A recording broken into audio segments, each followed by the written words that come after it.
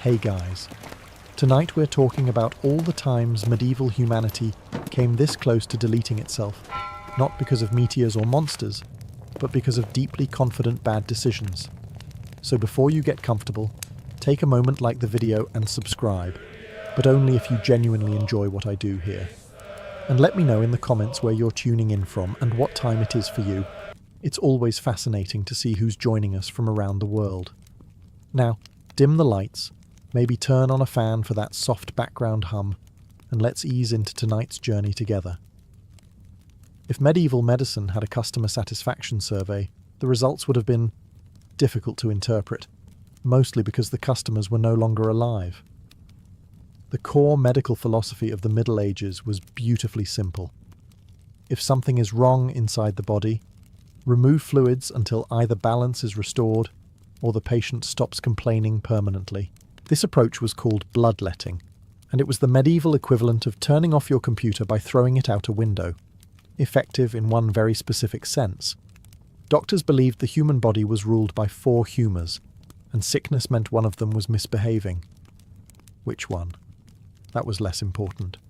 The cure, regardless of symptoms, was almost always bloodletting. Fever, bloodletting. Infection, bloodletting. Cough, bloodletting. Feeling a bit sad, bloodletting, just to stay ahead of things. The reasoning went something like this. Sick people are weak, therefore they clearly have too much blood. Remove it, preferably quickly. The process itself was not gentle. Veins were opened with knives, sometimes repeatedly. Leeches were applied and left to do what leeches do best: silently judge your life choices while draining you. Patients were often bled until they fainted, which doctors interpreted as the treatment is working. Unconsciousness was considered a promising sign. Even better, bloodletting wasn't optional. It was mainstream medicine. Refusing it didn't make you cautious. It made you non-compliant, which in medieval terms meant everyone quietly agreed your death was your own fault. Doctors who didn't bleed patients were viewed as suspicious. After all, how could someone be cured if they still had all their blood? During epidemics, this practice went from questionable to catastrophic. People already suffering from hunger, cold, dehydration, and infection were relieved of the very substance keeping their organs functioning. Immune systems collapsed. Recovery became a rumour. The truly impressive part is that medieval doctors often doubled down. If the patient worsened, that simply meant not enough blood had been removed. The solution to a failing treatment was more treatment. From a modern perspective, this looks like a slow-motion disaster. From a medieval perspective, it was careful, responsible medicine. And that's the terrifying part. Humanity didn't just fight disease. It politely escorted it inside, gave it a knife, and said, "Please, take your time." And somehow, against every medical instinct, people survived long enough to stop doing this. Once medieval medicine had finished bleeding people into the afterlife, medieval dietary advice stepped in to make sure anyone left standing didn't recover too comfortably. Because when you're already starving, cold, and diseased, the logical next step is to avoid the few foods that might actually help you survive. During famines and outbreaks, medieval authorities warned people against eating fruits and vegetables. Not because they were spoiled, but because they were considered too moist. Moist foods, according to medical theory, corrupted the humours. This was taken very seriously. Apples were suspicious. Greens were dangerous. Fresh food, in general, was viewed as a kind of dietary criminal. Instead, people were encouraged to eat heavy, dry foods: meat, stale bread, thick porridge, and wine. This advice was excellent if you were a well-fed noble with a stocked cellar. For everyone else, it was essentially a starvation strategy with religious backing. The problem, of course, was availability. During a famine, meat was rare, bread was rationed, and wine was expensive. Fruits and vegetables were often the only things people could find. But eating them felt like gambling with your soul. So peasants made the responsible choice and continued not eating. And when they did eat, digestion was a nightmare. Heavy foods required energy to process. energy-sick and starving bodies did not have. People weakened further, their immune systems quietly packing up and leaving town without notice. Medical authorities noticed people getting worse and came to a reasonable conclusion. The diet was not strict enough. Some doctors advised avoiding food almost entirely during illness because digestion supposedly distracted the body from healing.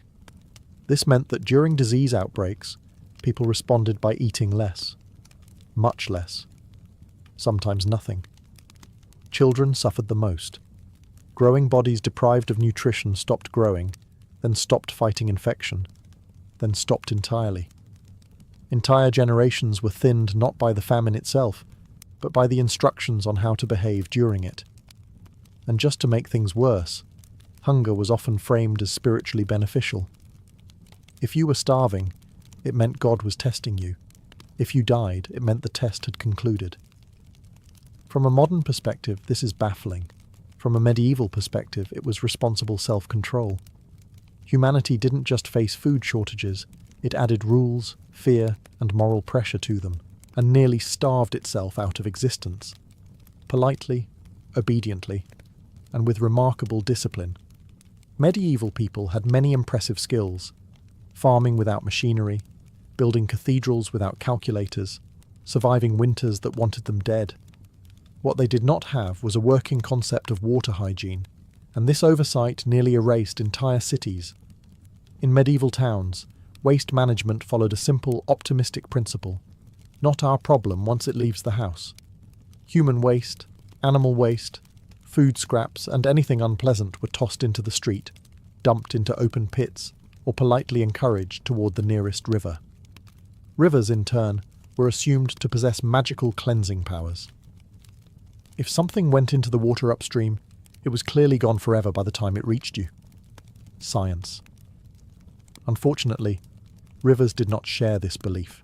Medieval cities often built latrines directly over waterways.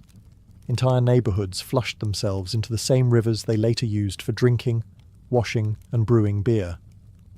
If you ever wondered why medieval ale was so popular, it's because fermented liquid was statistically safer than water that had recently hosted a parade of human regrets.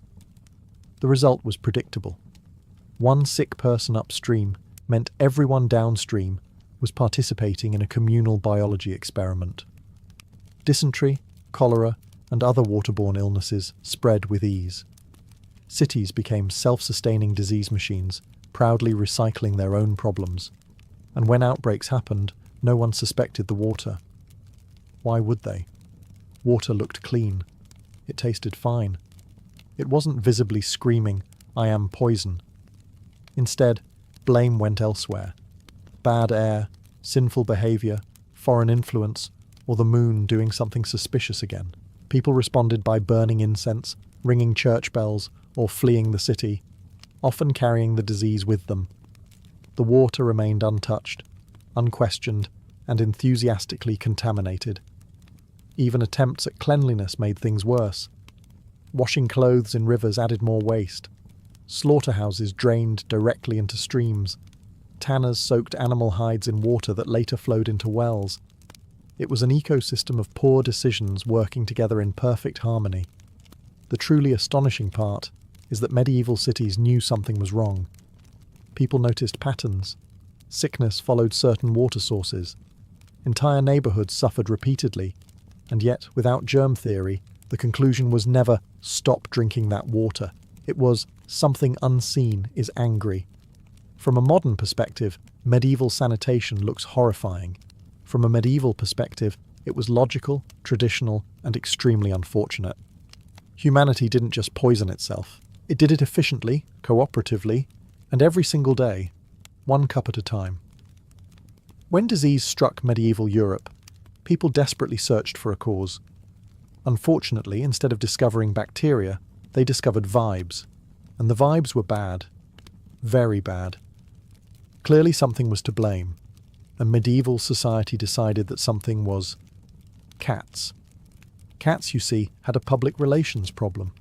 They were quiet, independent, active at night, and occasionally stared into corners like they knew something you didn't. This made them suspicious. During times of plague, Suspicion was enough to earn a death sentence.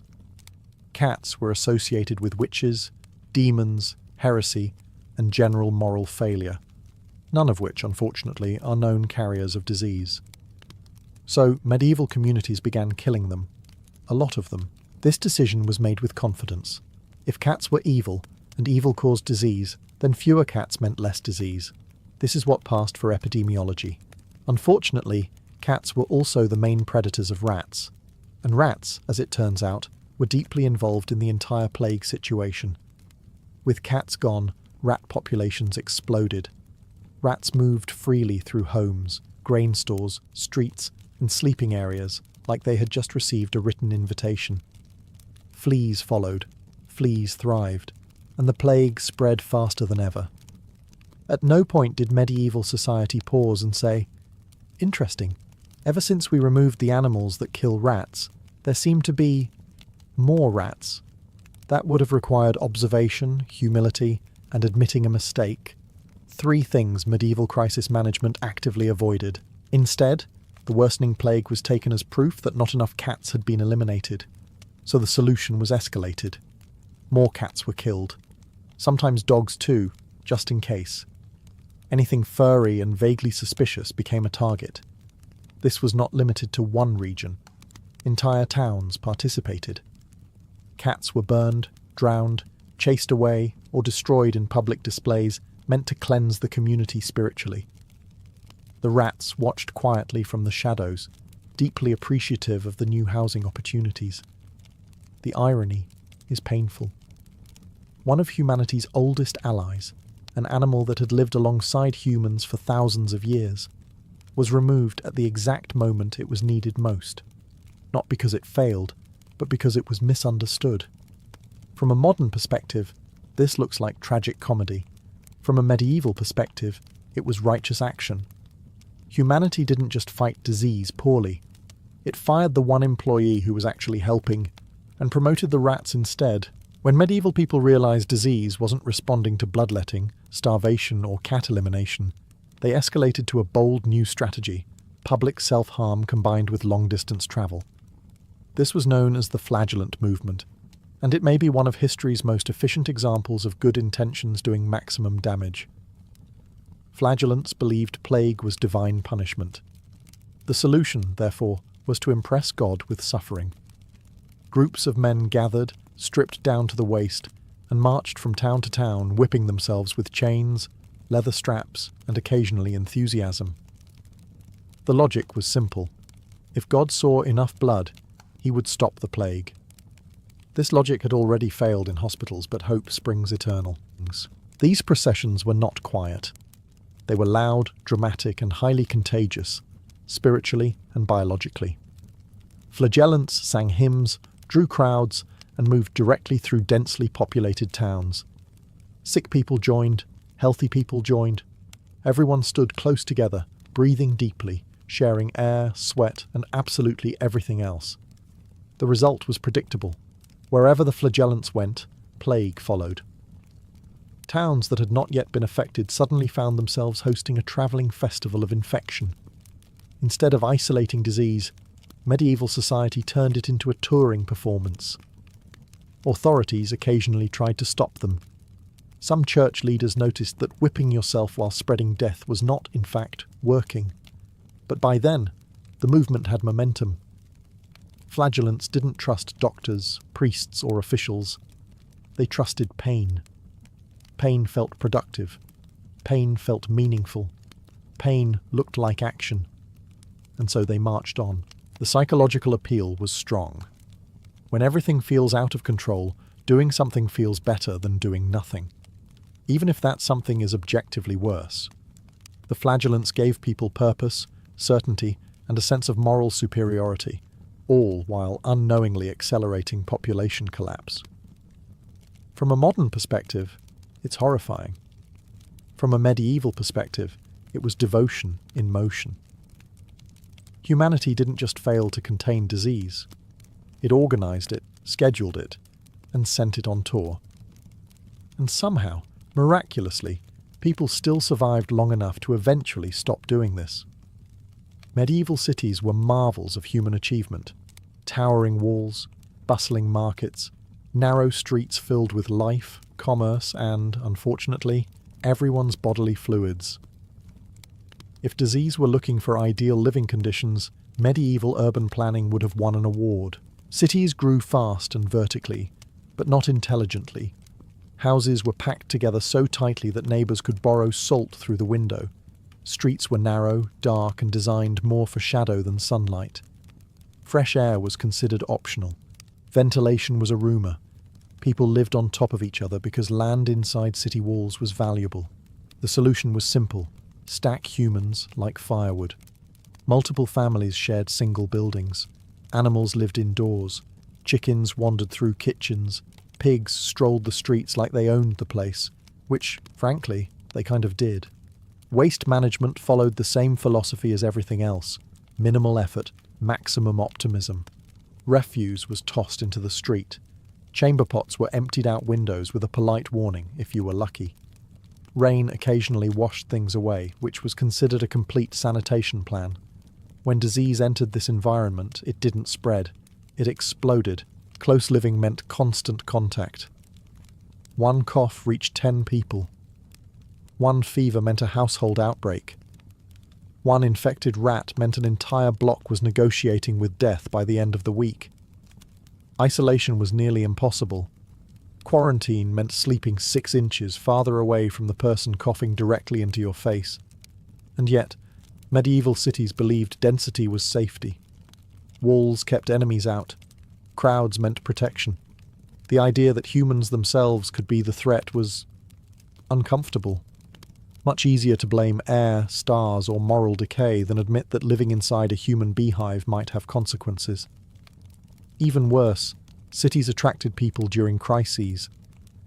When famine or war struck the countryside, peasants flooded into cities seeking food and work. Instead, they found overcrowding, disease, and a fast-track introduction to urban mortality.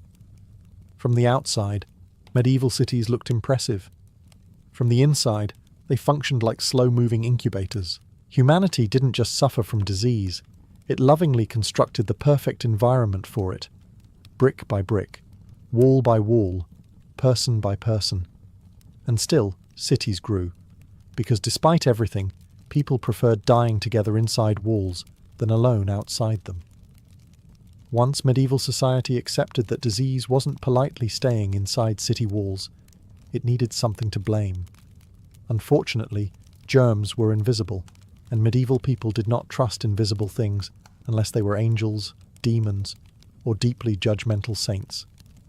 So instead of fighting disease, they fought people. When plague struck, logic packed its bags and left town. Fear took over, and fear demanded a target. Witches, heretics, foreigners, beggars, healers, midwives, and anyone slightly unusual suddenly became suspicious. If you lived alone, knew herbs, spoke differently, or had a cat before Chapter 4 happened to it, congratulations, you were now a public health threat. Entire communities became convinced that burning the wrong people would somehow disinfect reality itself. Fires were lit, trials were rushed, evidence was optional. Confessions were encouraged with enthusiasm. The logic was simple. If we destroy the source of evil, the sickness will stop. The plague, unfortunately, did not attend these meetings.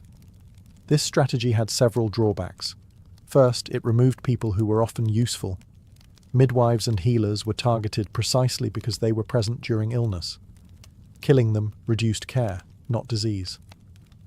Second, executions created crowds. Large, tightly packed, emotionally charged crowds. Exactly the environment disease preferred. Third, persecution caused panic. People fled towns to avoid accusations, carrying disease with them into new regions.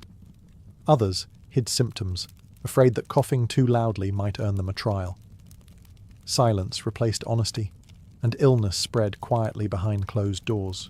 Worst of all, this approach created a dangerous feedback loop. When disease worsened, it proved guilt had not been punished enough. So more people were accused, more fires were lit, more communities destabilized themselves in the middle of an epidemic. From a modern perspective, this looks monstrous. From a medieval perspective, it looked like action. It felt righteous. It gave people the illusion of control in a world where everything else was collapsing. Humanity didn't just misunderstand disease. It declared war on imaginary enemies, and in the process, helped extinction along quite efficiently.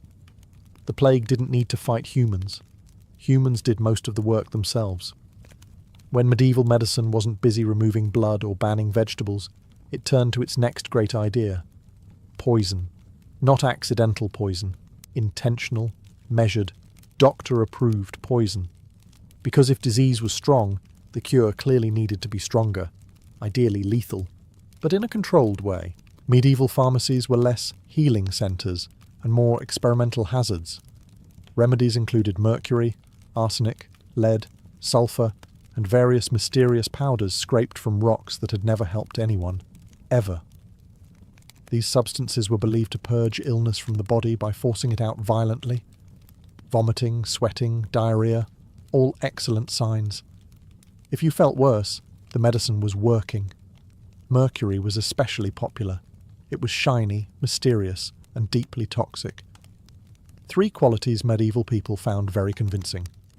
Doctors prescribed it for skin diseases, parasites, and general bad vibes. Patients who survived the illness often didn't survive the cure. Those who did were rewarded with nerve damage, madness, and a shortened life expectancy. A win by medieval standards. Lead was everywhere. Pipes, plates, cups, cookware, cosmetics, even medicine.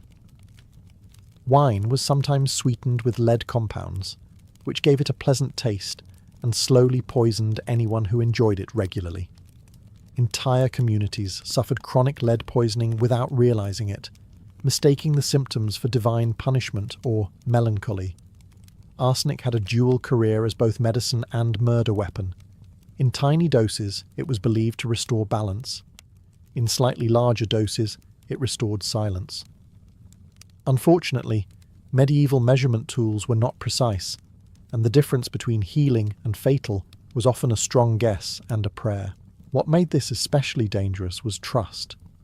These substances were prescribed by authority figures. Doctors, monks, scholars, people trained, respected, and absolutely confident. Patients didn't question them. After all, refusing medicine was irresponsible. If you died, it meant the disease was stronger than the cure. No one considered the alternative explanation. During epidemics, poison treatments multiplied. Desperate people swallowed anything recommended. If one remedy failed, doctors tried another, often stacking poisons on top of poisons, turning sickbeds into chemistry experiments with no safety guidelines. From a modern perspective, this is horrifying. From a medieval perspective, it was cutting-edge science. Humanity didn't just fight disease blindly, it fought it with toxins, and congratulated itself for being proactive. At a certain point during medieval epidemics, death simply outpaced organization. People didn't stop dying, they just stopped being dealt with properly. And when a society can't keep up with its dead, things get unpleasant very quickly. During major outbreaks, bodies accumulated faster than they could be buried. Graveyards filled, churches overflowed, coffins became optional. Eventually, corpses were stacked in homes, streets, and public spaces, like unwanted furniture no one knew where to put. This was not a sign of disrespect. It was a sign of exhaustion. Normally, burial involved ritual, care, and distance from the living. During epidemics, that distance vanished. Families kept dead relatives indoors for days, sometimes longer, waiting for priests, grave diggers, or anyone brave enough to help. The air inside homes grew heavy. The smell announced that something had gone very wrong with the concept of indoors. Mass graves were the emergency solution. Trenches were dug hastily, often near towns, rivers, or wells, because digging far away required time, energy, and optimism, all of which were in short supply. Bodies were layered quickly, covered thinly, and forgotten out of necessity rather than neglect. This created a problem medieval people did not understand but absolutely experienced. Decay contaminated water sources. Insects flourished, animals dug. Rain carried everything downhill. Disease didn't just spread, it soaked back into daily life like a terrible memory that refused to leave. Ironically, fear of the dead made things worse. People believed corpses carried spiritual danger, so they avoided touching them. This delayed burials even further. The dead became untouchable, while the living continued sharing the same spaces, breathing the same air, drinking the same water. In some towns, carts were sent through streets to collect bodies. The call was simple and efficient: bring out your dead. People complied quietly, because arguing required energy they didn't have. Death became routine, familiar, almost administrative. And yet, despite all of this, the response was rarely, "We need to change how we handle this." It was more often, "This is horrible, therefore it must be inevitable." From a modern perspective, leaving corpses among the living looks catastrophic. From a medieval perspective, it was unavoidable. No one had the systems, the manpower, or the knowledge to do better. Not yet. Humanity didn't just struggle against death, it lived beside it, slept near it, and slowly learned the hard way that ignoring decay does not make it go away. At some point, medieval people noticed a troubling pattern. When someone got sick, everyone around them soon followed. This observation was correct. The conclusion they drew from it, however, was complicated. Isolation felt cruel, unchristian, borderline suspicious. If someone was ill, the moral response was not distance, it was closeness. Family members gathered around the sickbed, friends visited, neighbours stopped by to offer prayers, advice, and germs. Leaving someone alone during illness felt like abandonment, and medieval society took abandonment very seriously. So instead of isolating the sick, people did the opposite. They crowded in. Entire households slept in the same room, often the same bed.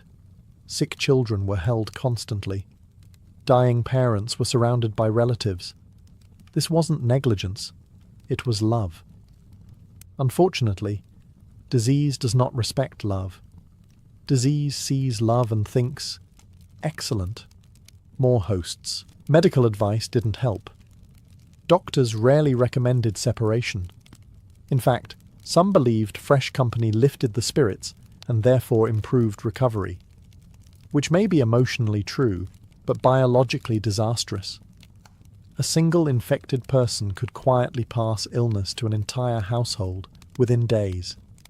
Even worse, medieval homes were small, poorly ventilated, and filled with smoke.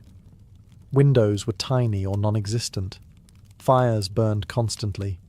Air barely moved. If disease wanted to linger, medieval cottages offered premium accommodations. Quarantine as a concept did exist, sort of.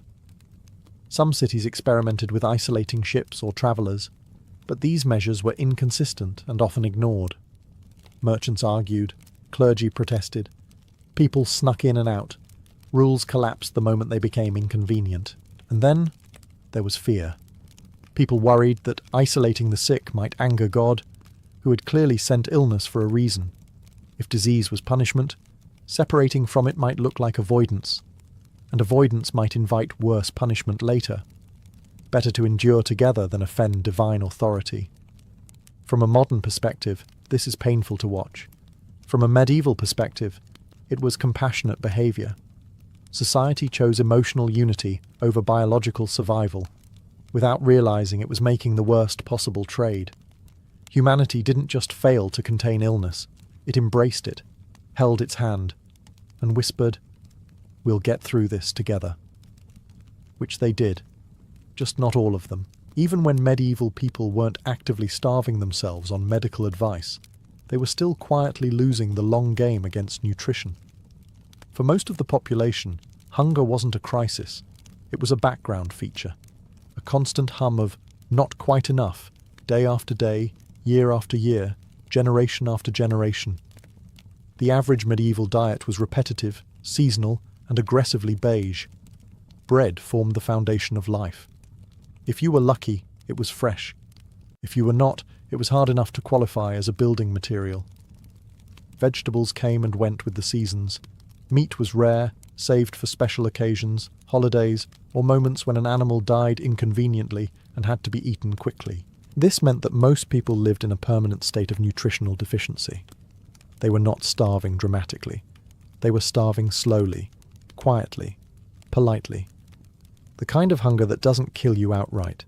It just makes you weaker, shorter, sicker, and far less capable of surviving the next disaster. Children grew up underfed. Their bodies adapted by growing less. Shorter stature, weaker bones, and compromised immune systems became normal. Adults carried those deficits into adulthood, where a minor infection could become fatal simply because the body had no reserves left to fight with. Then came the bad years. Crop failure, harsh winters, war, floods. Famine didn't arrive alone. It arrived on top of an already weakened population. People who had survived decades of almost enough suddenly faced definitely not enough.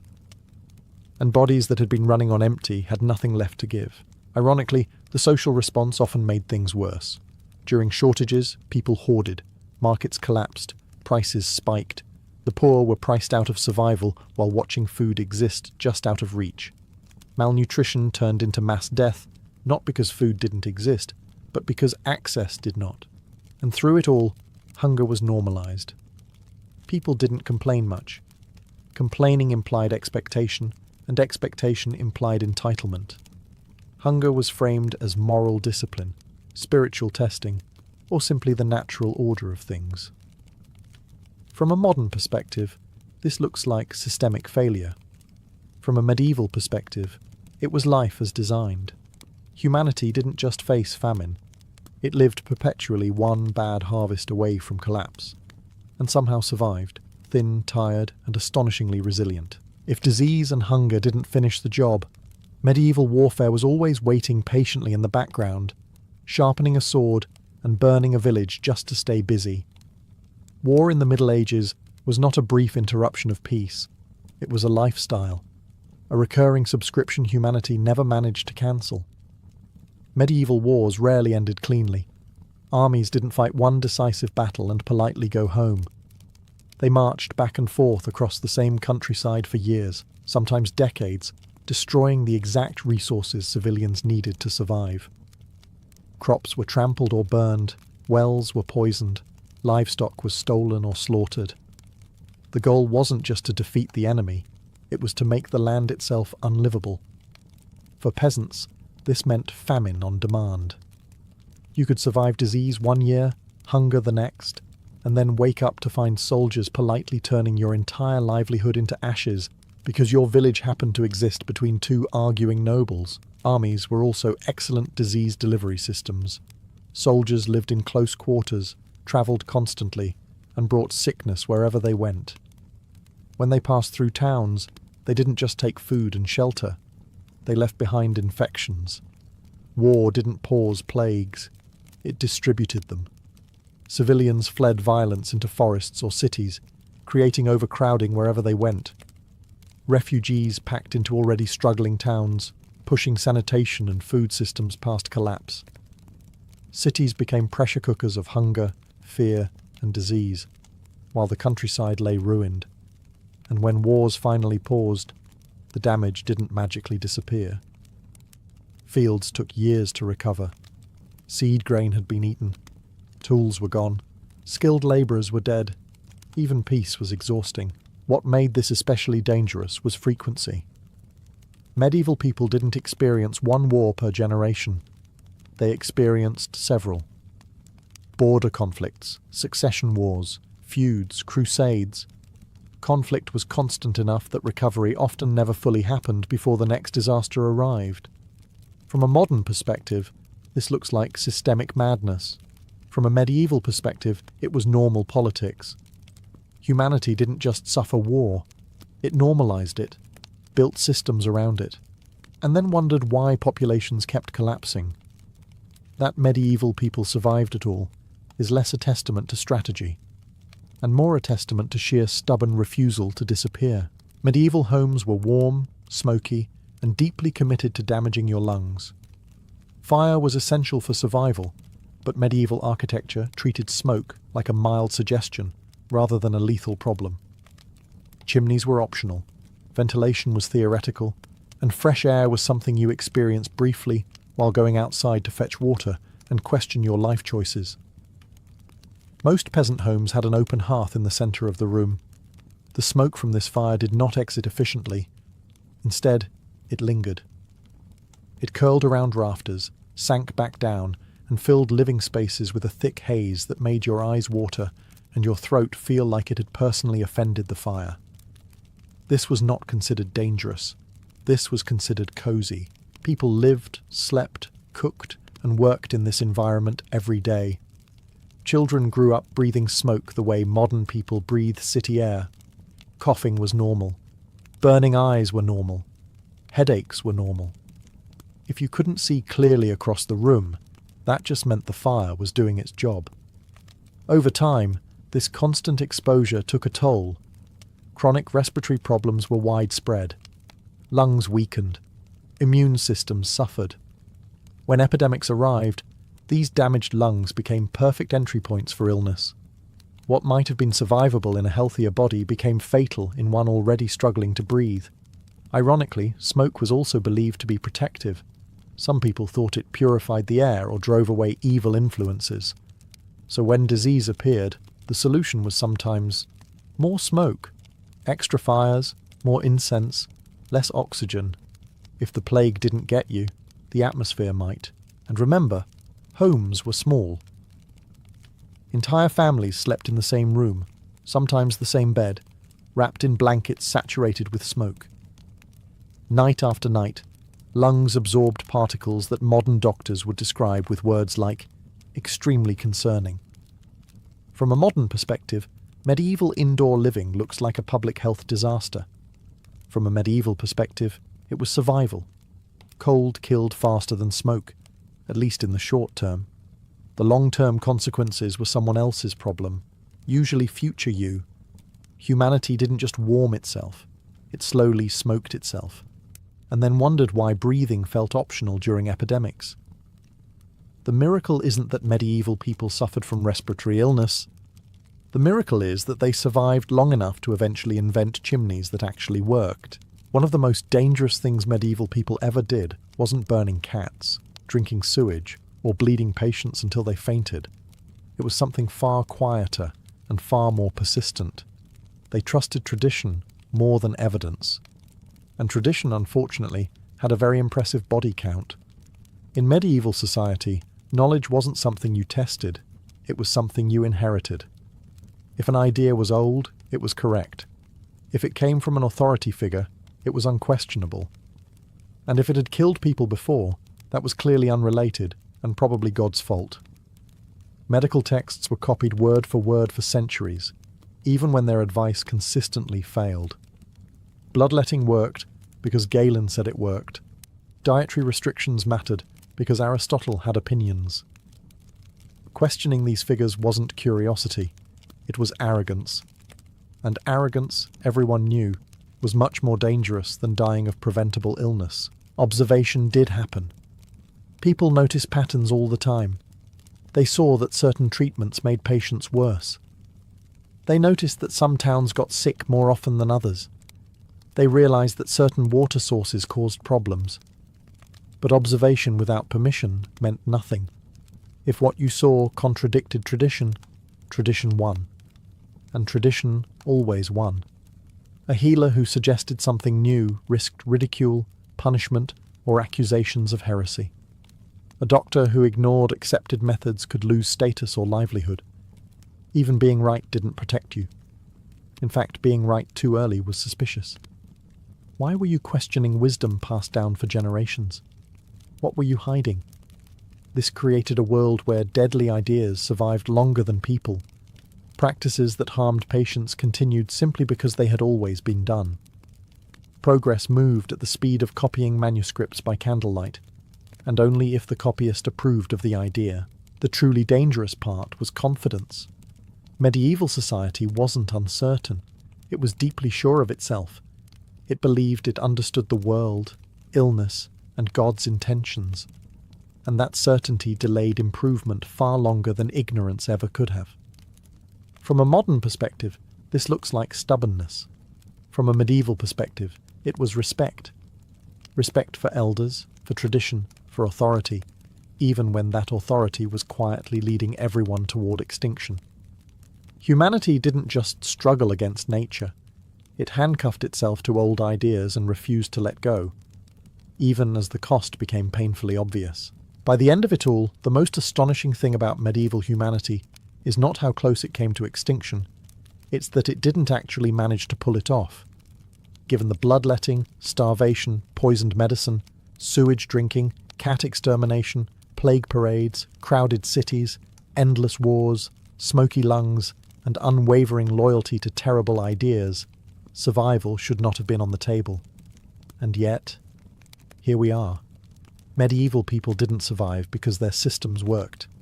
They survived because humans are remarkably stubborn creatures who keep reproducing even when everything else is going wrong. Survival wasn't engineered.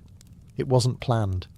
It happened in the cracks between disasters, in the pauses between bad decisions, in moments where someone accidentally did the right thing for the wrong reason. Progress came slowly, and usually by accident. Someone noticed that isolating the sick sometimes helped. Someone realized certain water sources made people ill. Someone stopped bleeding patients because too many died immediately afterward. These changes didn't arrive as revolutions. They crept in quietly, often without explanation, long before theory caught up. What truly saved medieval people wasn't intelligence. It was adaptation under pressure. When a practice became so deadly that it threatened entire communities, it eventually softened, shifted, or quietly disappeared. Not because society admitted it was wrong, but because continuing it became impossible to ignore. And even then, change was resisted every step of the way. The Middle Ages were not a story of ignorance versus enlightenment. They were a story of humans trapped inside belief systems that once made sense, slowly realizing those systems were killing them, and then arguing about it for several centuries. From a modern perspective, it's easy to laugh. From a historical perspective, it's sobering, because medieval people weren't uniquely foolish. They were doing what humans always do, trusting what feels familiar, obeying authority, clinging to explanations that offer comfort, and avoiding uncertainty at all costs. They almost went extinct, not because they were weak, but because changing how you think is harder than surviving another bad year. In the end, humanity didn't escape the Middle Ages by brilliance alone. It escaped by surviving long enough to question itself. And honestly, that's still how it works today. At the very centre of Norse belief stood Yggdrasil, not as a symbol, but as the literal structure holding existence together. To the Vikings, the cosmos was not an abstract void of stars and emptiness. It was a living system, organic and fragile, bound together by a colossal ash tree whose roots and branches touched every corner of reality. If Yggdrasil failed, everything failed with it. The tree rose from the depths of existence, its trunk impossibly vast, its bark weathered by ages older than memory. Its branches stretched outward and upward, cradling worlds like fruit on a limb. These branches were said to creak and groan, not from wind, but from the weight of fate itself. The Vikings imagined the universe as something that could be heard, strained, and slowly worn down over time. Yggdrasil was not serene or benevolent. It was constantly under attack. Serpents gnawed at its roots. A dragon chewed endlessly at its base. Deer stripped its leaves. Decay was not an accident. It was built into the system. The Vikings believed that existence was never stable, never safe, and never eternal. Even the structure holding the cosmos together was slowly dying. At the base of Yggdrasil lay sacred wells, each tied to a fundamental force of reality. One was the well of wisdom, guarded fiercely and paid for in sacrifice. Another was the well of fate, where the destinies of gods and men alike were carved into existence. These waters fed the tree, but they also reminded the gods that knowledge and destiny came at a cost. Importantly, Yggdrasil did not separate gods from humans or the living from the dead. All were connected through the same structure. The Vikings saw themselves not as spectators in the universe, but as participants standing on one of Yggdrasil's branches. Their lives mattered, but not because they were protected, because they were exposed. This worldview shaped everything. If the cosmos itself was fragile, then struggle was natural.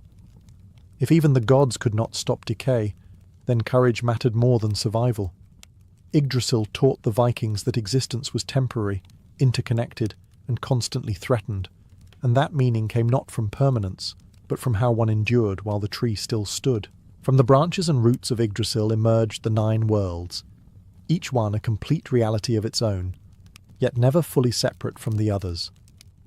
To the Vikings, the universe was not layered neatly or arranged logically.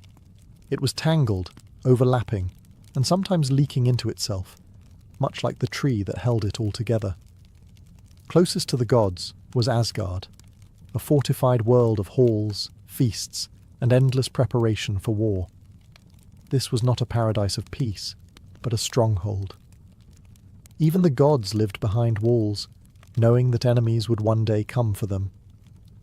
Asgard existed high among Yggdrasil's branches, but height did not mean safety. It meant responsibility. Below it lay Midgard, the world of humanity. Midgard was not central because humans were important. It was central because humans were vulnerable. Surrounded by oceans and encircled by a massive serpent, Midgard was exposed to chaos on all sides.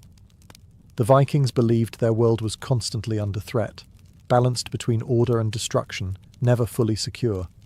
Beyond Midgard were harsher realms. Jotunheim was a land of giants, ancient beings who embodied chaos, raw nature, and unstoppable forces. Giants were not evil in a moral sense, they were inevitable. Storms, winters, earthquakes, and famine all belonged to their domain. Conflict between gods and giants was not about good versus evil, but control versus collapse. Far below, wrapped around the roots of the tree, lay darker worlds. Niflheim was cold, silent, and lifeless, while hell received those who died without glory. Death was not punishment here. It was simply another destination, another branch on the tree. Crucially, these worlds were not sealed off. Gods walked into human lands. Giants invaded divine halls. Monsters crossed boundaries when balance failed. The Vikings believed reality was porous, always at risk of being breached. Living within the 9 worlds meant accepting uncertainty. You were never isolated. You were part of a system that could shift, crack, or collapse at any moment. The 9 worlds taught the Vikings that existence was interconnected, and that no realm, not even the gods, stood alone. At the heart of the Viking cosmos stood Odin, not as a gentle father god, but as a restless seeker who ruled through knowledge, sacrifice, and fear. To the Norse, wisdom was not something given freely. It had to be taken, stolen, or paid for in pain. Odin understood this better than anyone, because he paid more than all others combined. Odin was obsessed with knowing how the universe worked and, more importantly, how it would end. He did not seek comfort or reassurance.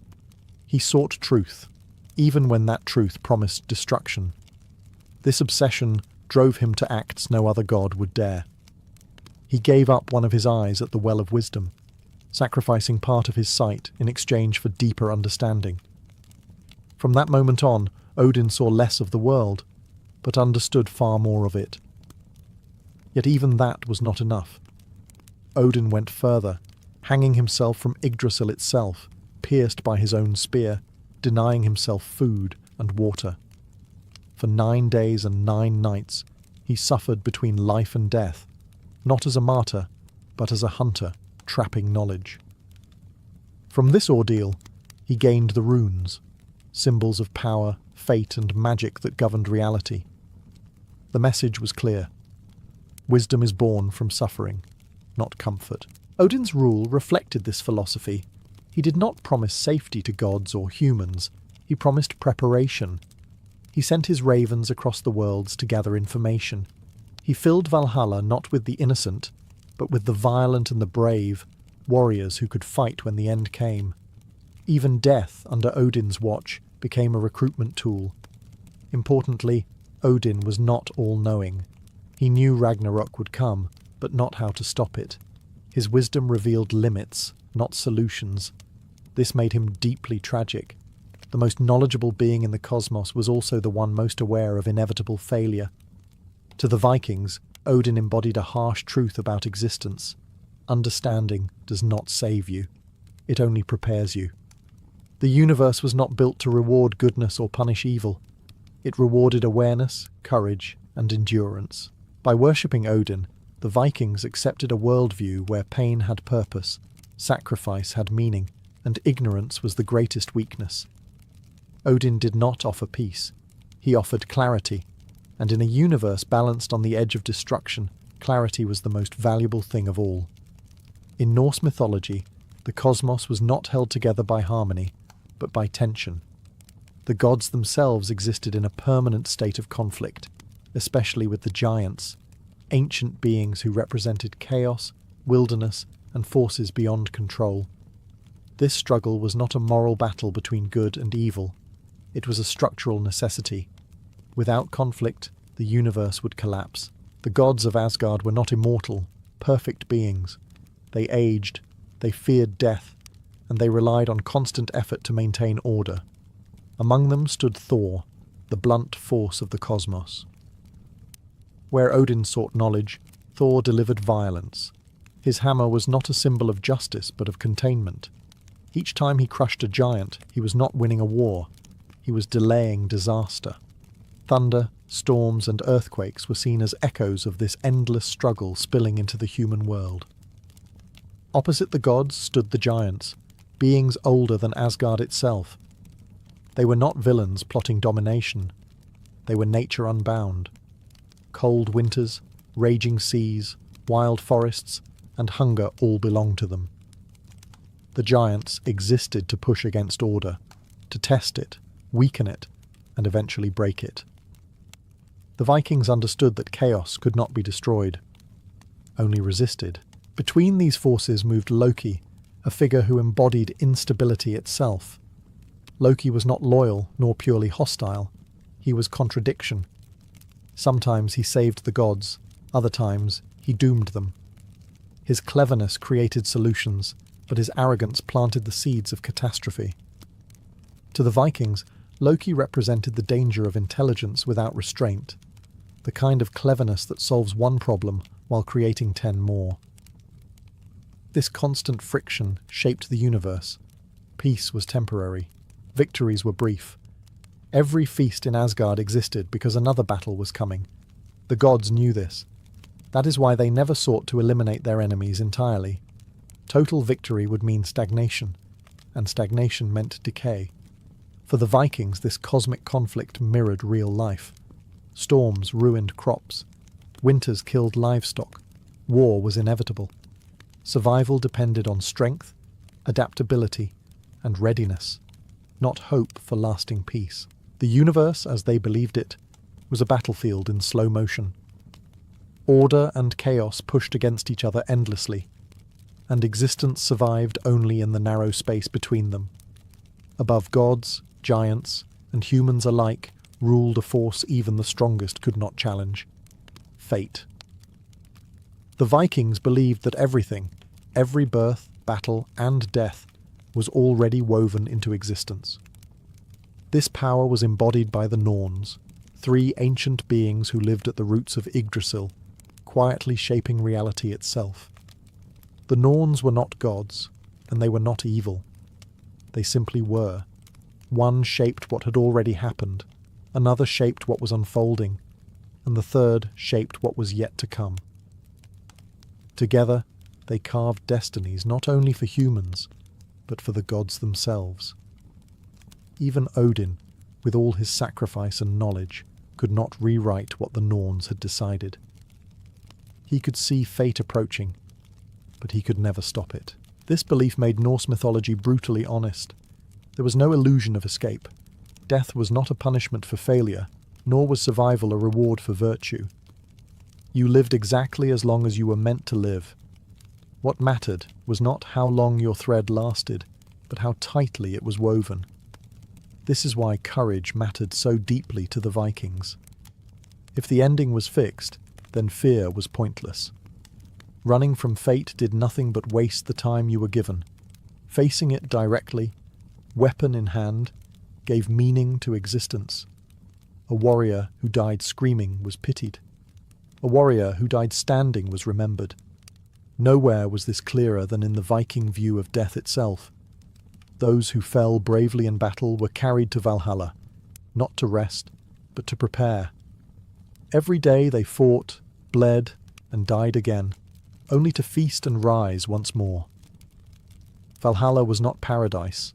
It was training for the final catastrophe. Fate, in Norse belief, did not exist to be avoided. It existed to be met properly. Even the gods knew how the story would end. They knew betrayal was coming. They knew monsters would break free. They knew the cosmos would burn. And yet they prepared anyway. This worldview taught the Vikings something rare and unsettling. Meaning does not come from winning. It comes from standing firm when defeat is certain, and choosing to face the end without flinching. All of Norse cosmology bent toward a single, unavoidable event, Ragnarok. This was not a surprise ending or a sudden catastrophe. Ragnarok was embedded into creation itself from the very beginning. The Vikings believed the universe was born with an expiration date, and every age, every war, and every omen was a slow step toward that final collapse. Ragnarok was not triggered by one mistake or one act of evil. It began with imbalance. Bonds weakened, promises broke, natural order frayed. Winters grew longer and crueler. Brothers turned on brothers. The world did not end in fire alone. It ended in moral decay. To the Vikings, social collapse and cosmic collapse were reflections of the same process. As Ragnarok approached, the monsters long restrained by the gods would finally break free. Fenrir, the monstrous wolf bound by trickery, would snap his chains and devour everything in his path. His jaws were said to stretch from earth to sky, consuming gods as easily as men. At the same time, Jörmungandr, coiled around Midgard, would rise from the sea, flooding the land and poisoning the sky with his breath. From the underworld would march the dead, led by Hel, while giants would storm the heavens, crossing shattered boundaries that once kept reality intact. Even the sun and moon would not escape. They would be devoured, plunging the world into darkness. The gods did not misunderstand Ragnarok. They knew exactly what it meant. Defeat, not a close battle, not a tragic victory, an absolute end. Odin would be swallowed by Fenrir. Thor would kill the world serpent only to collapse, poisoned moments later. No sacrifice, no wisdom, no strength could prevent this outcome. What makes Ragnarok remarkable is not its destruction, but the response to it. The gods did not flee. They did not beg fate for mercy. They armed themselves, gathered their allies, and marched toward a battle they knew they would lose. To the Vikings, Ragnarok was not a failure of the gods. It was the ultimate proof of honor. Knowing the end did not excuse inaction. Meaning came from resistance, not survival. The universe would burn, but it would burn standing. In the Norse worldview, death was not a mystery to be feared. It was a destination already accounted for. The universe was built with endings in mind, and death was simply one more transition along Yggdrasil's branches. What mattered was not avoiding death, but earning the right kind of ending. The most famous destination was Valhalla, Odin's great hall. But Valhalla was never meant for everyone. It was reserved for those who died bravely in battle, weapon in hand, meeting violence with defiance. Even then, Valhalla was not rest. The dead warriors, the Einherjar, fought each other every day, killing and being killed, only to rise again by nightfall to feast and prepare. Death was not the end of struggle, it was recruitment. Alongside Valhalla existed Folkvanga, ruled by Freyja. Half of the fallen were said to go there instead, though little was known about what awaited them. This uncertainty mattered. The Vikings did not obsess over mapping the afterlife. They accepted that not everything was meant to be understood. For those who did not die in battle, there was hell. Contrary to later Christian ideas, hell was not a place of punishment. It was quiet, cold, and colourless, a reflection of deaths without glory. Farmers, children, the elderly, and the sick all ended there. Their fate was not shameful, just unremarkable. The Vikings did not see hell as evil. They saw it as absence. This belief system created a stark moral hierarchy. Glory was earned through action, not goodness. A kind man who died quietly might be loved, but he would not be celebrated. A violent man who faced death unflinching would be remembered. Memory mattered more than morality. Death rituals reflected this mindset. The dead were buried with weapons, tools, and symbols of identity, not because they would use them, but because they defined who the person was. To die stripped of your story was worse than dying violently.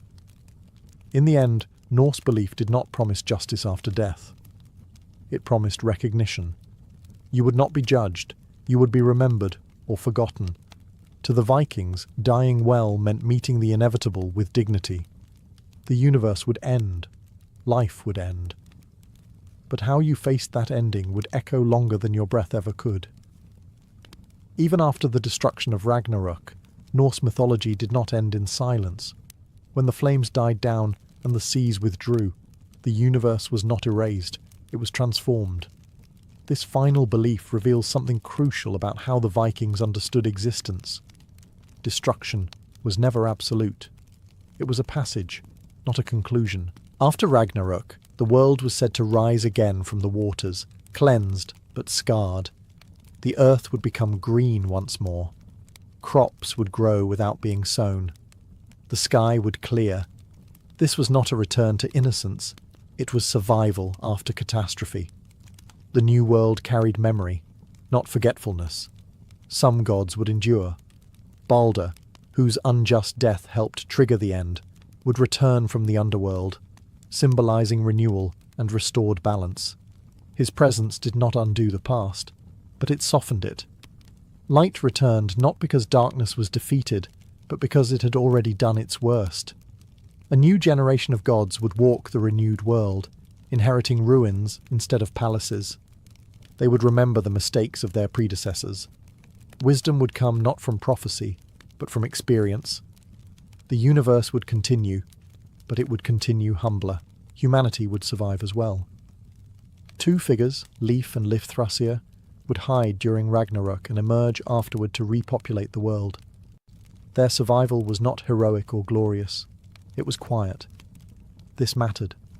The Vikings understood that most survival does not look like legend. It looks like endurance in obscurity. This rebirth reshaped how the Vikings viewed struggle.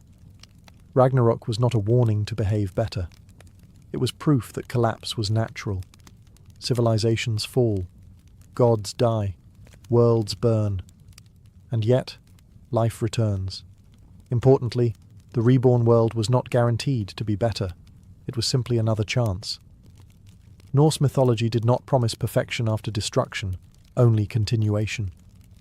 The cycle could begin again, with new conflicts, new failures, and new endings waiting somewhere ahead. This belief made Norse cosmology profoundly different from later religious systems. There was no final victory, no eternal peace, just survival, memory, and repetition. And the Vikings lived knowing that even the end of everything was not the end of meaning. If something could rise again after total ruin, then enduring hardship, even briefly, was never pointless. The fire would come, but so would the world that followed. For the Vikings, Norse mythology was not distant myth or abstract theology. It was a lived reality. The cosmos of Yggdrasil, the gods, the giants, fate and Ragnarok were not stories told for comfort. They were explanations for why life felt harsh, unpredictable, and temporary. The universe made sense precisely because it did not promise fairness. Living inside this cosmic framework shaped how the Vikings understood themselves. They did not see humans as insignificant, but they did not see them as special either. Humans occupied Midgard, one branch among many, exposed to the same dangers that threatened gods and monsters alike. Storms, disease, hunger, and war were not punishments. They were simply expressions of a universe in constant tension. This worldview produced a distinct mindset. If suffering was inevitable, then dignity mattered more than comfort. If the end was written, then action mattered more than outcome. A man was judged not by success, but by resolve. Fear was understandable, but surrender was shameful. Norse mythology also rejected the idea of moral reward built into the universe.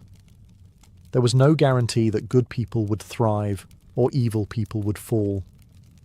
The gods themselves cheated, lied, and failed.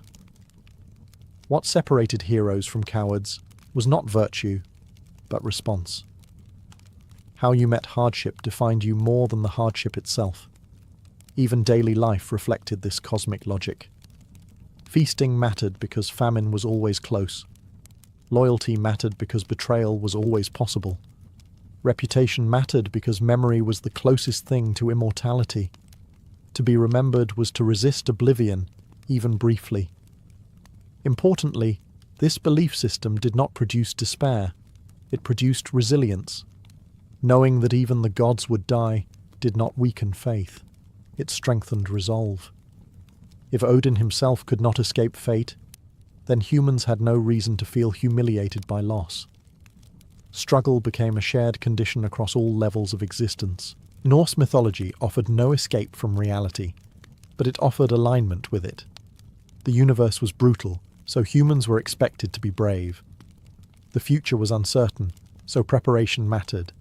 The end was guaranteed, so meaning had to be created now. To live as a Viking was to stand inside a collapsing cosmos and choose to act anyway. Not because victory was assured, not because salvation awaited, but because facing the storm head-on was the only honourable way to exist beneath the branches of the world tree. For most of human history, the face was something you never truly saw. You could feel it in the cold, sense it when others stared back at you, recognize it through pain, scars, and expressions. But you could not confront it directly. Identity existed without confirmation. You were a presence in the world, but your own image remained largely unknown.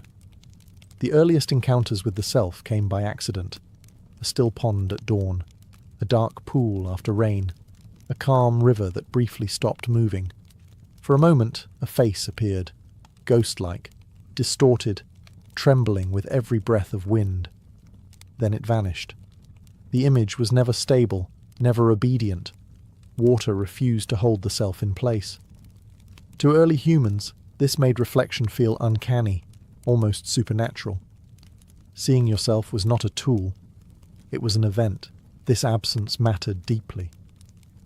Without a fixed reflection, the sense of self was built outward, not inward. You knew who you were because of your role, your name, your lineage, your actions. Identity lived in memory and reputation, not in appearance. The body was functional, not aesthetic. It hunted, laboured, healed, aged. It was not examined. This may be why so many early cultures associated reflections with spirits, souls, or other worlds. A face appearing in water felt less like confirmation and more like intrusion. Was that truly you, or something wearing your shape? In many traditions, reflections were treated cautiously, even fearfully. Looking too long could mean inviting something back with you. Importantly, the lack of mirrors meant there was no daily confrontation with flaws, no studying symmetry, no measuring youth against decay. Wrinkles arrived unnoticed. Scars became familiar through touch, not sight. Aging happened quietly. Vanity, as we understand it today, had little room to grow. This did not make early humans less self-aware. It made them differently aware. The self was experienced through action, not observation. Through endurance, not appearance. Through story, not image. The invention of the mirror would shatter this balance. But before polished stone or shining metal ever returned a stable face, Humanity lived for thousands of years without knowing exactly what it looked like. And in that long stretch of time, the self was something you were, never something you stared at. The first deliberate mirrors were not made of glass or metal. They were born from stone, dark, volcanic, and sharp. Polished obsidian, used as early as 6,000 years ago, offered humanity its first reliable way to see itself without distortion. For the first time, reflection became intentional. Unlike water, obsidian did not ripple. It did not disappear when touched. It held the face steady. This alone was revolutionary. A human could now stand still and watch themselves remain. The image was dark, dim, and imperfect, but it was recognizably human. But these mirrors were rare and powerful objects. Obsidian had to be mined, shaped, and carefully polished. Not everyone owned one. In many societies, mirrors were tied to ritual, status, and authority. To look into one was not casual, it was meaningful. Reflection was something you prepared for. Psychologically, this changed everything. The moment a person saw their own face clearly, they gained distance from themselves. You were no longer only inside your body, you could observe it. This created a split that had never fully existed before: the observer and the observed. The self became something you could inspect. This likely felt unsettling. Early mirror users were not trained to interpret their own appearance. Seeing your face reversed, staring back silently, may have felt confrontational or even threatening. Many cultures treated mirrors as spiritual tools, portals, or objects capable of holding souls. Breaking a mirror was not just damage, it was danger. Obsidian mirrors were often used in ceremonies, divination, and burial rites. They were associated with truth, but also with otherworldliness. The dark surface did not flatter. It did not shine brightly. It absorbed light, giving reflections a shadowed, almost dreamlike quality. Seeing yourself in obsidian was less about beauty and more about recognition. For the first time, humans could notice asymmetry. One eye slightly higher. A scar shaped differently than remembered. Facial expressions seen rather than felt. This introduced a new kind of self-awareness, visual self-awareness, and with it came the earliest seeds of self-consciousness. Once the face could be studied, it could be judged. Once it could be judged, it could be compared. Obsidian mirrors did not just show people who they were. They quietly introduced the idea that the self could be evaluated from the outside. As societies learned to shape metal, mirrors evolved from dark stone into shining bronze. These new mirrors reflected more light, more detail, and more authority. Unlike obsidian, bronze mirrors were bright, deliberate, and unmistakably human-made. They did not feel mystical in the same way. They felt controlled. Bronze mirrors first appeared in ancient civilizations across Mesopotamia, Egypt, China, and the Mediterranean world. They were expensive, fragile, and difficult to maintain. Polishing was constant. Tarnish was inevitable. Owning a mirror now meant labor, time spent preserving your own reflection. This alone turned mirrors into symbols of status. Most people still lived their entire lives without ever seeing their own face clearly. Mirrors belonged to elites, priests, nobles, rulers. Reflection became selective. Who got to see themselves, and how often, was tied directly to power. To know your face was, in a sense, a privilege. Psychologically, bronze mirrors introduced something new: image management. Unlike obsidian, bronze offered clarity. Expressions were readable, features sharper. The face became something that could be adjusted. Hair could be arranged. Jewelry placed intentionally. The body began to be curated, not just inhabited. This mattered deeply in hierarchical societies. Rulers understood that appearance communicated authority. A controlled face suggested control over the world. Calm expressions signaled dominance. Mirrors allowed elites to rehearse themselves, to align their outward image with the role they needed to play. At the same time, Bronze mirrors quietly intensified self-scrutiny. The brighter the reflection, the harder it was to ignore flaws. Lines, scars, asymmetries, all became visible. The mirror did not just show who you were, it showed how you might be seen by others. The self became public, even in private. Many cultures responded with ritual boundaries. Mirrors were covered when not in use. Reflections were avoided at night. Looking too long was discouraged. These were not superstitions without reason. They were psychological safeguards. The human mind was still adapting to the shock of seeing itself so clearly. Bronze mirrors also reinforced gender roles. Women, in particular, were increasingly associated with reflection, grooming, and appearance. The mirror became a tool of expectation as much as self-knowledge. To be seen was to be judged. To prepare was to survive socially. With bronze, the mirror stopped being a rare confrontation and became a tool of identity maintenance. The self was no longer just discovered. It was maintained. The invention of glass mirrors transformed reflection from a privilege into a habit. Unlike obsidian or bronze, glass did not darken the face or distort it through uneven polish. It returned an image that felt precise, stable, and unforgiving. For the first time, humans could see themselves as others, likely saw them, clearly, repeatedly, and without ceremony. Early glass mirrors were still rare, but once production techniques improved, reflections slowly moved into daily life. Homes, workshops, and later public spaces began to contain mirrors. The self was no longer encountered occasionally. It was encountered constantly. This repetition changed the human mind. With glass mirrors came accuracy. Pores, wrinkles, and minute expressions became visible. There was no shadow to hide behind, no blur to soften the image. The face stopped being symbolic and became anatomical. People began to recognize themselves not just as roles or reputations, but as visible objects in the world. This precision intensified self-awareness into self-monitoring.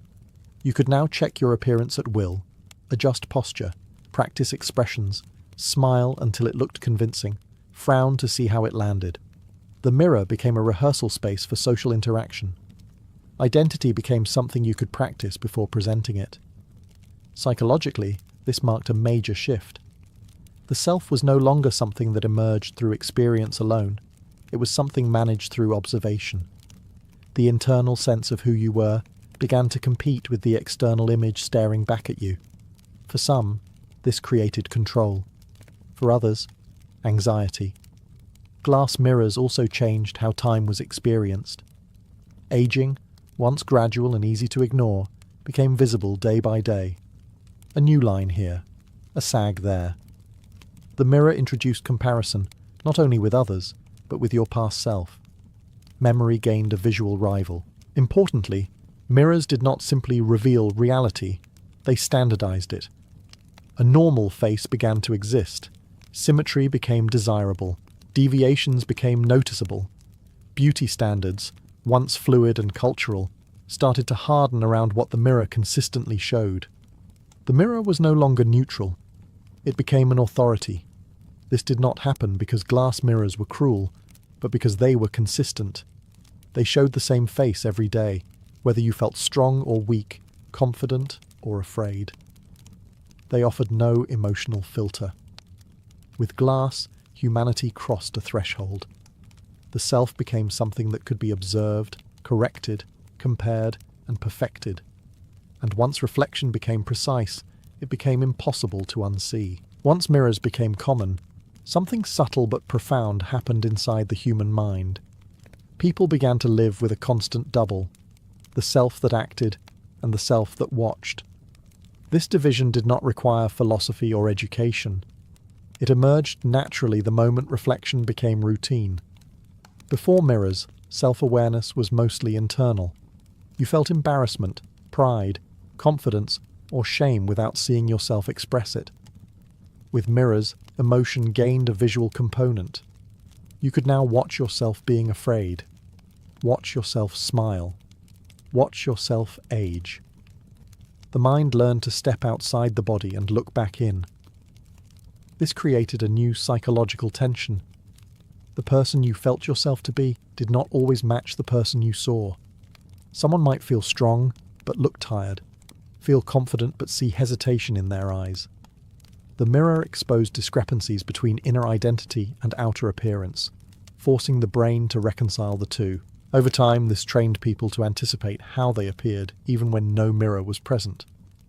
You began to imagine yourself from the outside. How am I standing? How do I look when I speak? What expression am I wearing right now? The mirror no longer needed to be physically present. It had been internalized. This was a turning point in human psychology. Self-surveillance became normal. Behavior was adjusted not just by rules or fear of punishment, but by imagined observation.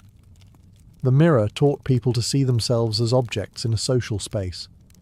This had advantages. It allowed empathy to grow. If you could imagine how you looked, you could imagine how others felt. Social awareness improved. Communication became more refined. But it also came with a cost. The mirror made comparison unavoidable. Once you could see yourself clearly, you could compare yourself to others just as clearly. Beauty, youth, strength, and symmetry became measurable in ways they never had been before. The mind began ranking the self, sometimes harshly. Importantly, mirrors did not create insecurity out of nothing. They amplified it. They gave form to doubts that had once been vague. A feeling of not being enough could now attach itself to a visible detail. Over time, this split, the lived self and the observed self, became a permanent feature of human consciousness. You were no longer just being. You were watching yourself be. The mirror did not invent self-judgment. It gave it a face to focus on. As mirrors became embedded in daily life, they gained symbolic weight far beyond their physical function. Across cultures, mirrors came to represent truth, but not a comforting one. They were believed to reveal what could not be hidden, not only on the surface but beneath it. The reflection was honest, silent, and impossible to argue with. This is why mirrors became linked to superstition, fear, and taboo. Many societies believed mirrors could trap souls, invite spirits, or expose inner corruption. Looking too long was said to be dangerous. Covering mirrors after death became common practice, not just to prevent bad luck, but to protect the living from confronting absence too directly. A reflection in a house of mourning felt wrong, too alive. Psychologically, this fear makes sense. A mirror does not react. It does not reassure. It simply returns what is presented to it. This can feel unsettling because humans are wired to read intention in faces. A face that looks back without emotion breaks that expectation. It feels inhuman. Mirrors also forced confrontation with change. You could lie to yourself about who you were becoming, but the mirror could not. Each day, it quietly documented decline, growth, stress, or exhaustion.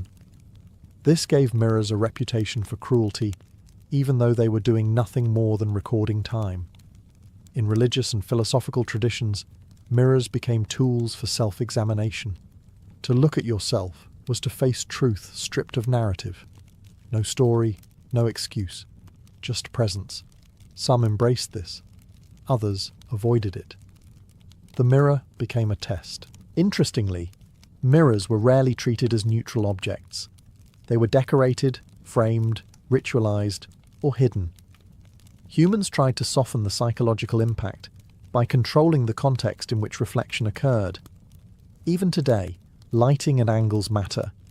We instinctively manipulate mirrors to manage how much truth we receive. Mirrors also created anxiety around identity. If your reflection changed, did that mean you had changed? Or had you always been that way, only now noticing? The mirror introduced doubt into self-perception. The self was no longer stable. It was observable and therefore questionable. This tension made mirrors powerful narrative devices in myth and storytelling. They revealed monsters, truths, curses, and transformations, not because they caused change, but because they revealed it. The fear surrounding mirrors was never really about superstition.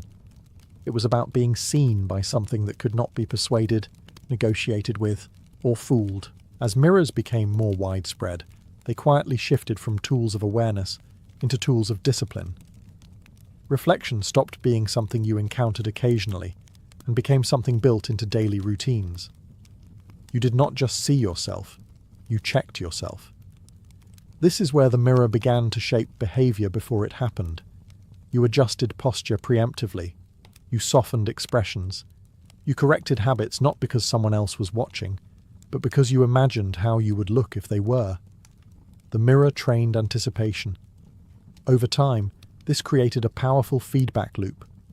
The body acted, the mirror reflected, the mind evaluated, and the body adjusted again. Identity became something constantly edited. The self was no longer static, it was a draft. This had profound social consequences. Norms of appearance hardened. Cleanliness, grooming, posture, facial expression, all became moralized. Looking put together implied discipline. Looking unkempt implied failure. The mirror helped turn appearance into evidence of character. Importantly, this control did not need authority figures to function. No ruler had to enforce it. The mirror did the work silently. Once standards were internalized, people enforced them on themselves. Shame became private. Correction became automatic. This is why mirrors flourished alongside urbanization and complex societies. Large populations require predictability. Mirrors helped produce it. When people monitored themselves, they behaved in more socially acceptable ways. The mirror became part of the machinery of order, but this also narrowed acceptable ways of being. Difference became more visible. Deviation became harder to ignore. Bodies that did not fit expectations were no longer just different, they were visibly different.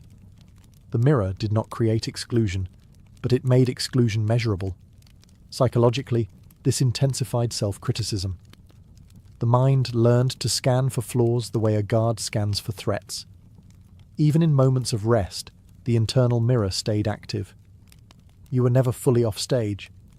And yet, people also learned to use mirrors strategically. Performers, leaders, negotiators, anyone who needed to influence others, used reflection to craft presence. The mirror could train confidence as much as insecurity. It sharpened self-awareness into self-command. By this point, the mirror was no longer a passive object. It shaped posture, emotion, and behavior long before action occurred. Humans were not just seeing themselves, they were governing themselves through the image that stared back. At some point, the mirror stopped needing to be in the room at all. Its function had already moved inside the mind.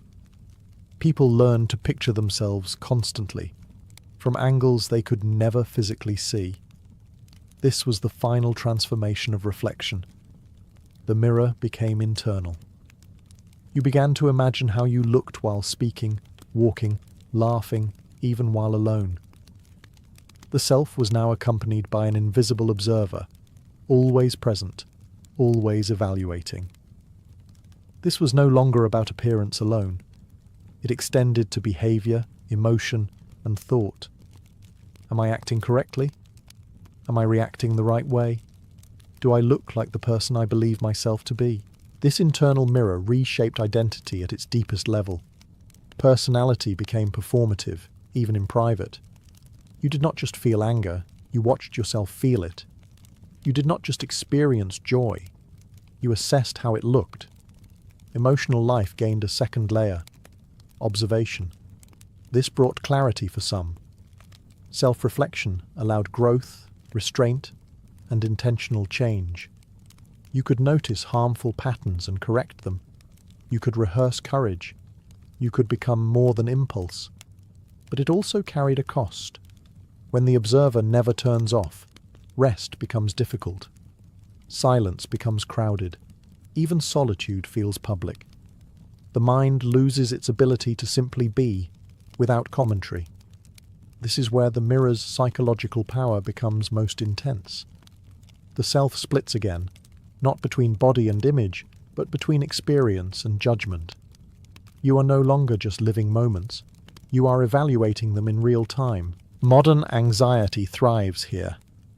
The fear of being seen persists even when no one is watching. The internal mirror does not blink. It does not get tired. It does not forgive easily. It remembers old reflections and compares them to new ones. And yet, this inward turn also enables deep self-knowledge. Without the mirror, there is no introspection. Without introspection, there is no deliberate identity. The same tool that creates insecurity also creates consciousness. This is the paradox of reflection. The mirror fragments the self, but it also allows the self to be shaped intentionally. It can trap you in endless self-criticism, or it can offer awareness powerful enough to change behavior. By this stage, humanity no longer needed polished stone, metal, or glass to see itself. The mirror had become a permanent feature of the human mind, watching, questioning, and defining who we believe ourselves to be. The invention of the mirror gave humanity something no other tool ever had: the ability to confront the self directly and repeatedly.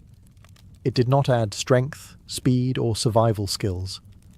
It added awareness, and awareness changed everything. Once humans could see themselves clearly, identity became something visible. The self could be examined, improved, doubted, and reshaped. This brought growth. It allowed empathy, self-correction, and intention. People could align how they felt with how they appeared. They could become deliberate versions of themselves. But this gift came with a cost. Seeing yourself meant judging yourself, remembering yourself, comparing yourself. The mirror made the self measurable, and measurement invites hierarchy. Beauty, youth, and symmetry became currencies. Aging became something to track instead of accept. Difference became something to explain or hide. The mirror did not invent insecurity, vanity, or shame, but it gave them a fixed reference point. Doubt gained a surface. Fear gained a face. The self became both subject and object, actor and audience. This tension is still unresolved. Modern life is saturated with reflections, literal and digital. Screens, cameras, and profiles extend the mirror endlessly. The question introduced by the first polished stone has never gone away. Who am I, really? The one I feel myself to be, or the one I see? The mirror offers no answer. It never did. It only shows. And yet without it, much of what we call selfhood would not exist. The ability to recognize yourself is the foundation of responsibility, memory, and choice. The mirror fractured the self, but it also made it conscious. In the end, the invention of the mirror did not simply allow humans to see their faces. It forced them to live with themselves as visible beings in the world. To be human now means to carry that reflection everywhere, sometimes as insight, sometimes as burden. The mirror remains what it always was: silent, precise, and indifferent. It does not tell you who you are. It only asks you to look. By the late Renaissance, Italy was saturated with beauty, and restless because of it. Painting had reached astonishing realism. Architecture had learned to command space and emotion. Poetry could shape entire worlds with language alone. Yet music, for all its sophistication, still hovered on the edges of storytelling. It enhanced moments, but it did not yet carry them. Music existed everywhere, but rarely at the center. In churches, it elevated prayer. In courts, it flattered power. In streets and taverns, it entertained. What it did not do, at least not fully, was sustain drama. Characters did not live and change through music. Stories were spoken or sung, but never truly embodied by sound. At the same time, Italian thinkers were gripped by a powerful idea: that the ancient Greeks had once achieved something greater. Scholars believed that Greek tragedy had united poetry, music, and performance into a single, overwhelming experience. Not background music, not decorative song, but voices carrying emotion, narrative, and meaning together. This belief mattered more than historical accuracy. What mattered was the longing it created. Renaissance intellectuals did not just want to study the past, they wanted to revive it. They imagined ancient audiences moved to tears by sung drama, their emotions guided by melody as much as by words. Italy was uniquely prepared for this experiment. City-states like Florence, Venice, and Mantua were wealthy, competitive, and obsessed with cultural prestige. Patrons wanted novelty, artists wanted freedom, philosophers wanted proof that art could shape the human soul. There was also a quiet frustration with existing music. Polyphony, multiple voices weaving together, was technically brilliant but emotionally confusing. Words were often lost in complexity, meaning dissolved into sound. If music was going to tell stories, something had to change. The stage was set not by one invention, but by dissatisfaction. A sense that art had gone as far as it could within its existing boundaries. A feeling that emotion needed clearer expression. That music needed to speak directly, not ornamentally. Opera was not born from excess confidence. It was born from a question. What if music stopped decorating stories and started being the story? That question would reshape Western music forever. The city where this question began to take shape was Florence. Not because it was quieter or more conservative, but because it was bold enough to experiment. Florence had long seen itself as a laboratory for culture, a place where art was not just admired, but engineered. If a new form was going to be invented, it would happen here. At the centre of this experimentation was a small group of poets, musicians, and philosophers who met in private homes rather than public theatres. They were later called the Florentine Camerata. What united them was not a shared style, but a shared frustration.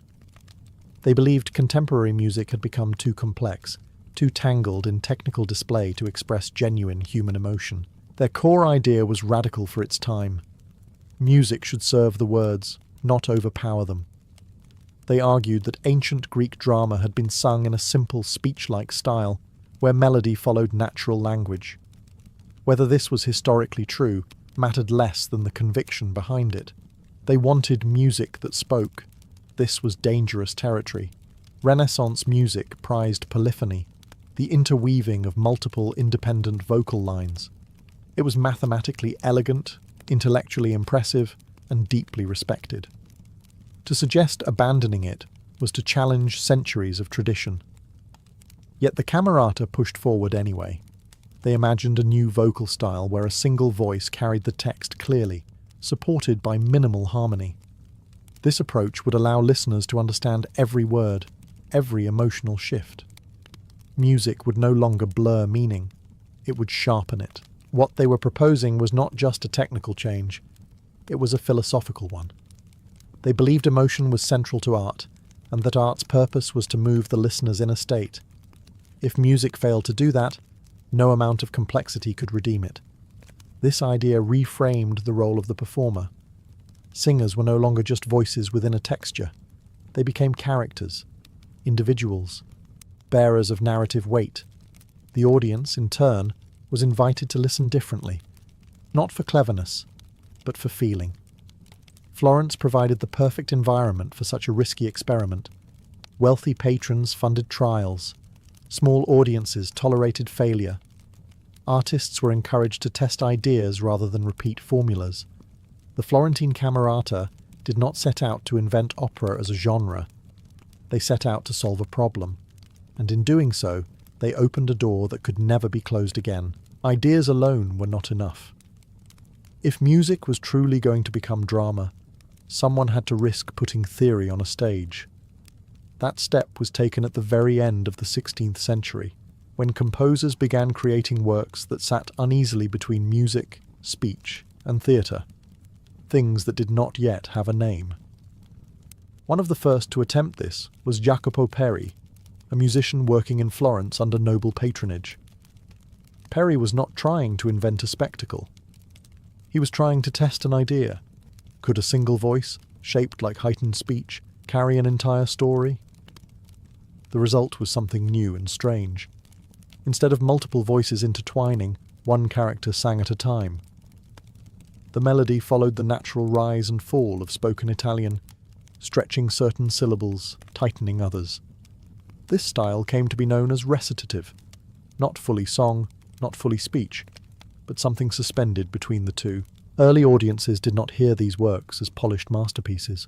They heard them as experiments. The music was sparse, the accompaniment minimal, the drama intimate. But something unprecedented was happening. Characters were no longer pausing the story to sing. They were singing the story itself. This solved a major problem.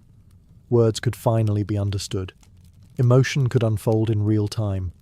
Music stopped interrupting drama and began serving it. A character's hesitation, grief, or anger could now stretch across musical time instead of being spoken and forgotten. These early operas often drew on mythological subjects, especially Greek stories. This was intentional. Myth provided emotional weight without requiring realism. Audiences already knew the endings. The focus was not suspense, but expression, how it felt to move toward fate. Importantly, these first works were not written for large public theatres. They were performed in courts and private spaces, for educated listeners who were willing to listen carefully. Opera began not as popular entertainment, but as intellectual art. There were doubts. Some found the style monotonous. Others missed the richness of polyphony. But even critics sensed something irreversible had begun. Once music learned how to speak clearly, it could no longer go back to being decorative alone. These early experiments were fragile, imperfect, and limited, but they proved one essential thing. A human voice, given enough space and intention, could carry an entire world. The early experiments proved that sung drama was possible. What they had not yet proven was that it could be powerful. That transformation came with Claudio Monteverdi, the composer who turned a fragile concept into a living art form. Monteverdi understood something his predecessors only sensed. If opera was going to survive, it could not remain an academic experiment. It had to move people. Emotion had to come first, even if rules were broken along the way. Where earlier composers had treated music cautiously, Monteverdi treated it like a weapon, bending harmony, rhythm, and melody to serve feeling. His operas did not merely present stories. They breathed. Characters argued, begged, raged, and collapsed emotionally, and the music followed them without restraint. Dissonance was no longer a flaw. It became a tool. When a character suffered, the harmony suffered with them. When desire surged, the music stretched beyond polite boundaries. Monteverdi also expanded the orchestra's role. Instruments were no longer just support. They became emotional commentators, colouring scenes with tension, tenderness, or dread. Silence itself became meaningful. A pause could wound as deeply as a note. This shift changed how audiences experienced opera. They were no longer listening politely. They were being pulled into the inner lives of characters. Mythological figures stopped feeling distant and symbolic. They became recognizably human, capable of jealousy, fear, regret, and longing. Crucially, Monteverdi proved that clarity and richness could coexist. Words remained intelligible, but the musical world around them grew deep and expressive. Opera no longer had to choose between intellect and emotion. It could command both. This was the turning point. After Monteverdi, opera was no longer a question mark. It was a viable, compelling form capable of growth. Composers across Italy took notice. Courts requested new works. Experiments became expectations. Opera also began to loosen its elite grip. While still expensive and exclusive, it was no longer confined to philosophical circles. Its emotional power made it accessible even to listeners who did not understand its theoretical origins. What Monteverdi achieved was not perfection, but momentum. He showed that opera could evolve, absorb influences, and deepen over time. Once audiences had felt music think, desire, and suffer on stage, there was no returning to simpler forms. Opera was alive now, and living things do not stay contained for long. Once opera proved it could move hearts, it needed a new home. one less restricted than princely courts and private salons. That home became Venice, a city unlike any other in Italy. Venice was wealthy, crowded, theatrical by nature, and most importantly, public. Here, opera would change forever. In Venice, opera left the world of exclusive patronage and entered the marketplace. Public opera houses began to appear, funded not by a single ruler, but by ticket sales. This single shift transformed the art form. For the first time, opera had to appeal not just to elites, but to paying audiences with varied tastes and expectations. This changed what stories were told and how they were told. Mythological subjects remained popular, but they were reshaped for drama, spectacle, and emotional immediacy. Plots became more complex. Characters became more extreme. Love, betrayal, disguise, jealousy, and revenge dominated the stage. Opera leaned into excess, because excess sold. Music adapted accordingly. Recitative still carried the story forward, but arias grew in importance. These moments allowed characters to pause the action and explore emotion in depth. The audience came to expect them. Singers became stars, admired not just for their voices, but for their personalities and expressive power. Venice also transformed staging. Opera houses invested in elaborate sets, moving scenery and visual effects. Gods descended from above. Palaces collapsed. Storms erupted indoors. Opera became a total sensory experience, combining sound, sight, and narrative into something overwhelming. This commercialization worried some intellectuals. They feared opera was becoming shallow, driven by spectacle rather than philosophy. But what they overlooked was that opera was doing exactly what living art does, adapting to its environment. Public audiences demanded clarity, emotion, and excitement. Opera responded by sharpening its tools. Music became more direct, characters more relatable, conflict more intense. The art form grew stronger, not weaker. Venice proved that opera did not need protection to survive. It needed engagement. When people paid to hear stories sung, those stories gained urgency. Opera stopped being an experiment and became a cultural force. By opening its doors to the public, opera gained something crucial. A voice that belonged not just to artists or patrons, but to society itself.